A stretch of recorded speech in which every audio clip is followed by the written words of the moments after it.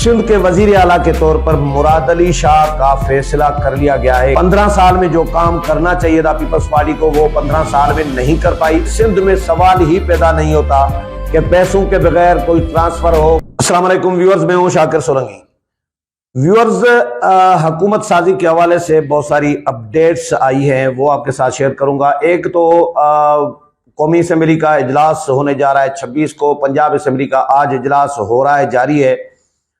और आज शाम को स्पीकर पंजाब असम्बली और डिप्टी स्पीकर पंजाब असम्बली के लिए कागजात नामजदगी वसूल किए जाएंगे। कल इलेक्शन शायद होगा, तो इसके अलावा कौमी असम्बली में भी ये प्रोसेस होगा। लेकिन सिंध के वजीर आला के तौर पर मुराद अली शाह का फैसला कर लिया गया है कि मुराद अली शाह तीसरी मर्तबा सिंध के वजीर आला बनेंगे। और ये बात हम पहले भी अपने व्लॉग्स में आपके साथ शेयर करते रहे हैं कि मुराद अली शाह ही स्ट्रांग कैंडिडेट हैं, और 2-3 और नाम भी डिस्कस हुए थे, लेकिन सबसे ज्यादा चांसेस जो समझे जा रहे थे वो मुराद अली शाह के ही समझे जा रहे थे कि मुराद अली शाह ने बाकी वज़राए आला के बनिस्बत कदरे बेहतर कारकर्दगी दिखाई है, स्पेशली कोरोना में या बहुत सारे इश्यूज पर। सिंध के हवाले से, कारकर्दगी के हवाले से बहुत सारे सवालात भी उठते रहते हैं, तनकीद भी होती रहती है पीपल्स पार्टी पे कि 15 साल में जो काम करना चाहिए था पीपल्स पार्टी को, वो 15 साल में नहीं कर पाई।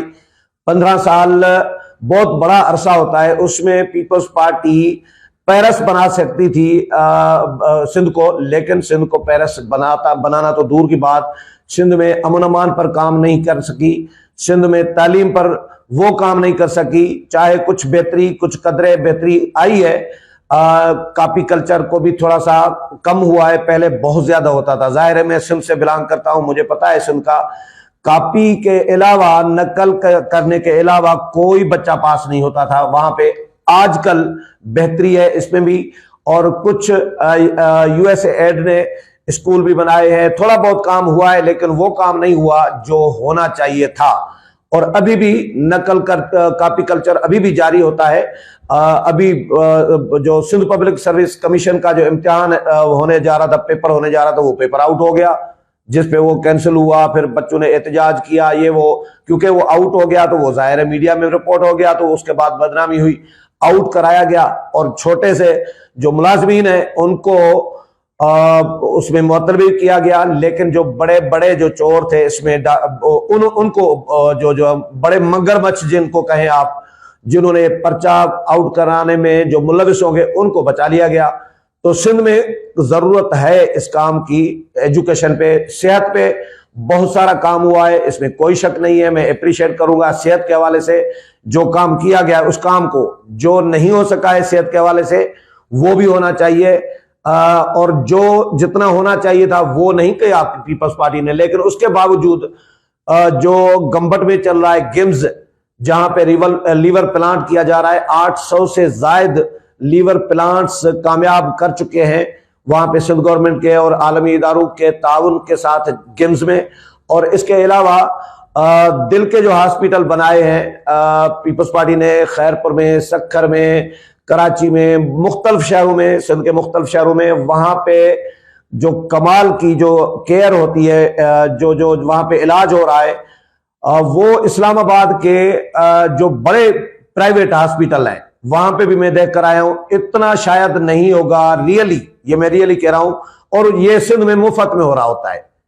आपको खुदा न खास्ता जिसको अटैक हो जाता है तो उसका इलाज मुफ्त में, उसका फिर जो स्टंट डालते हैं वो भी फ्री में, फ्री ऑफ कास्ट, 1 रुपया खर्चा नहीं होता पेशेंट का या पेशेंट के वरसा का, मां सिवाय इसके कि वो जो पूछने वाले आते हैं, तीमारदारी करने आते हैं, उनको कोई वरसा चाय शाय पिलाते हैं, कोई बोतल पिला देते हैं, कोई पेप्सी, कोई इस तरह का। तो इसके अलावा कोई खर्चा नहीं है, पेशेंट का कोई 1 रुपया खर्चा नहीं है। ये मैं कह रहा हूं, मैंने अपनी सिस्टर का भी, भाई का भी, बहुत सारों का इलाज कराया, मैं खुद दे कराया हूं।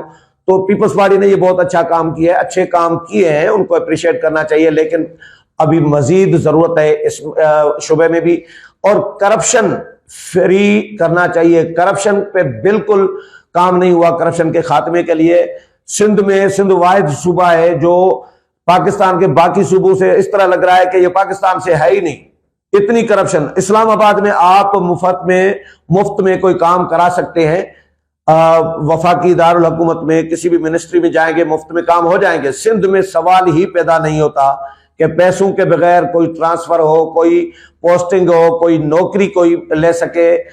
कोई एक काम नहीं हो सकता पैसों के बगैर। सिंध में इस तरह दाम लगते हैं, मंडी लगती है बाकायदा कामों की, ठेके लिए जाते हैं और वहां पे परसेंटेज होती है, ठेकों में भी परसेंटेज होती है। ये सारा सिंध में एक अन्नी मचाई हुई है पीपल्स पार्टी के लोगों ने। तो पीपल्स पार्टी को, बिलावल भुट्टो जरदारी को, चेयरमैन साहब को इस मामले को भी देखना चाहिए और स्पेशली अमन अमान पर भी खुसूसी तवज्जो देने की जरूरत है।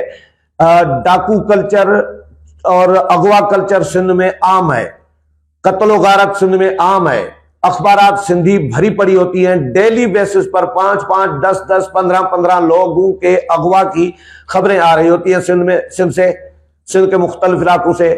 तो इतने लोग अगवा होते हैं, अभी भी सैकड़ों की तादाद में, मैं कह रहा हूं, दावे से कह रहा हूं, सैकड़ों की तादाद में लोग अभी भी डाकुओं के पास कच्चे में ले जाते हैं और वहां पे पुलिस बेबस होती है और फोर्सेस बेबस हो जाती है। डाकू के पास बड़े बड़े जदीद किस्म का असलहा होता है, पता नहीं कहां से पहुंच जाता है उनके पास, जो पुलिस के पास भी नहीं होता। तो इस पर भी काम करने की जरूरत है। मुराद अली शाह को मैं मुबारक देता हूं कि वो तीसरी मर्तबा वजीर आला बनने जा रहे हैं। नामजद तो तकरीबन हो गए हैं, अनाउंसमेंट हो गई है, तो अब वजीर आला बन भी जाएंगे। तो इसके अलावा मुराद अली शाह के अलावा अवैस कादिर जिलानी, अवैस शाह जो है सखर के खुर्शीद शाह साहब के दामाद हैं, भांजे भी हैं, भतीजे भी हैं, बड़े भाई के बेटे हैं अब्दुल कादिर शाह के। और अवैस शाह जो हैं वो स्पीकर कौमी असेंबली बनने जा रहे हैं, नामजद हो गए हैं अवैस शाह भी स्पीकर के लिए। अवैस शाह को भी मैं मुबारकबाद देता हूं और उम्मीद करते हैं कि अवैस शाह से के सिंध असेंबली को अच्छे तरीके से वो चलाएंगे। इसके अलावा मैं और चीजें बताऊं आपको मरकज के हवाले से। मरकज में यूसुफ रजा गीलानी तकरीबन समझे, नामजद समझे, मेरी तरफ से तो मेरी इंफॉर्मेशन है कि यूसुफ रजा गीलानी चेयरमैन सेनेट बनने जा रहे हैं। ये पीपल्स पार्टी के जो आला सतह के सोर्सेज हैं उन्होंने मेरे साथ कंफर्म किया है।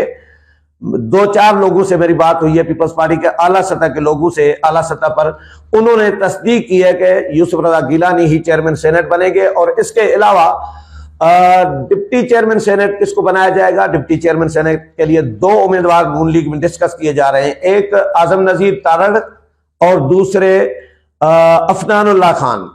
अफनानुल्लाह खान सेनेटर जो है वो मुशाहिदुल्लाह खान के फर्जंद है और उनका ज्यादातर चांस बन सकता है, क्योंकि वजीर कानून की भी जरूरत होगी नून लीग को। तो वजीर कानून आजम नजीर तारड़ से बेहतर कौन हो सकता है? तो मेरा ख्याल है आजम नजीर तारड़ अगर वजीर कानून बन जाते हैं तो फिर अफनानुल्लाह डिप्टी चेयरमैन सेनेट भी बन सकते हैं। स्पीकर कौमी असेंबली के लिए कल मैंने डिस्कस किया था, एक नाम बताया था जाम कमाल का, जाम कमाल यूसुफ। जाम कमाल जो है वो दौड़ में जरूर है, लेकिन एक सोर्स ने आज, जो बड़े आला सतह का सोर्स है, उसने कहा है कि अयाज सादिक बन रहे हैं। यानी अयाज सादिक और जाम कमाल ये दौड़ में शामिल है, लेकिन मजबूत जो स्ट्रांग कैंडिडेट हैं वो अयाज सादिक बताए जा रहे हैं स्पीकर कौमी असेंबली के लिए। और बलोचिस्तान के वजीर आला के लिए जो है सरफराज बुगटी मजबूत तरीन उम्मीदवार है, और उनके अलावा सनाउल्लाह जहरी भी वजीर आला के उम्मीदवार हैं। इसी तरह बुलेदी साहब हैं और जत्तक साहब हैं, सादिक उमरानी है। ये 4-5 नाम जो पीपल्स पार्टी में ज़ेरे गौर हैं। ये पीपल्स पार्टी के लोगों से आला सतह पर मेरी जो बात हुई है मरकजी किसी 2 रहनुमाओं के साथ, उन्होंने ये बताया है कि सरफराज बुगटी के साथ ये 3-4 नाम डिस्कस किए जा रहे हैं। एक खबर JUI के हवाले से बताऊं मैं कि JUI एहतजाज की तैयारी भी कर रही है। JUI ने नून लीग के साथ और BAP के साथ राब्ते भी किए हैं कि बलोचिस्तान में हुकूमत में शामिल किया जाए। लेकिन मेरी पीपल्स पार्टी के जो लोगों से बात हुई है आला सतह पर, तो पीपल्स पार्टी के लोगों ने कहा है कि हम JUI को शामिल करने के हक में नहीं है बलूचिस्तान में। और मैंने उनको कहा कि नून लीग के साथ उन्होंने राब्ता किया है और ये ख्वाहिश जाहिर की है, JUI ने मौलाना अब्दुल गफूर हैदरी ने मुलाकातें की हैं बल्कि। तो उन्होंने कहा, पीपल्स पार्टी ने कहा है कि भाई हमने नून लीग को कह दिया है कि अगर आपने अपने हिस्से से कुछ JUI को देना है तो दे दें, हमें कोई इतराज नहीं है, हमें जरूरत नहीं है JUI को शामिल करने की। यानी JUI को अगर नून लीग चाहे तो अपने हिस्से से दे सकती है। यह पीपल्स पार्टी ने कहा है कि हम JUI को बलूचिस्तान में हुकूमत में शामिल करने के हक में नहीं है और ना ही करेंगे। तो JUI कोशिश कर रही है कि बलूचिस्तान में हुकूमत में शामिल हो और मरकज में JUI तहरीक में जाना चाह रही है।